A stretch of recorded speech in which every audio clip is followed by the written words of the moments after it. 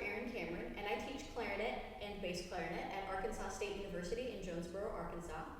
Today I'm taking a look at the Etude number 21, Moderato, from this year's Bass Clarinet All-State Etudes. This one is really hard to play all the way through. And there's a number of challenges, but one of the challenges is following the kind of unusual articulation patterns that you have. You're used to saying maybe slur two and then tongue two, but this one is a little bit unusual because in the groups of four, we have different patterns of staccato notes and slurred notes. So my favorite way to practice is to practice just on the mouthpiece and the neck of the instrument. It'll sound like this. You might have practiced like that when you were a beginner, but it's also a really good way to practice even as a mature bass clarinet player, because it will tell your ear whether you are articulating correctly on the instrument. So if you play just the beginning of this etude, and if you hear any scoops in the sound, that generally means that either you're not articulating in the proper spot on your tongue, kind of the top of the tip, or you're not articulating on the proper spot on the reed, which is kind of just near the tip, just under the tip.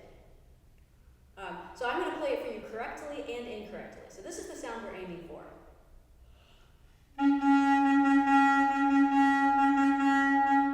So you heard it was mostly steady, mostly even, except where my tongue wobbled a little bit. And now I'm going to play it for you incorrectly.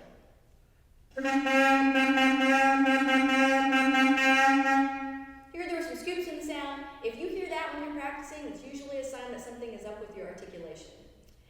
If you try that out and your articulation is sounding good, then you're ready to put the bass clarinet back together. And my 100% top way to practice this etude is by using chunking. Chunking is where we practice just one beat at a time with the metronome, and then we add on additional beats as we get comfortable with those beats. So I'm going to put my metronome on here. Hopefully you can hear that.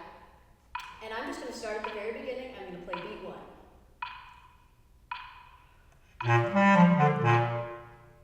I feel pretty good about that, so I'm going to go ahead and add beat 2. I kind of messed up that one, so now I'm going to try beat 2 again just by itself. And now I'll try beats 1 and 2 together.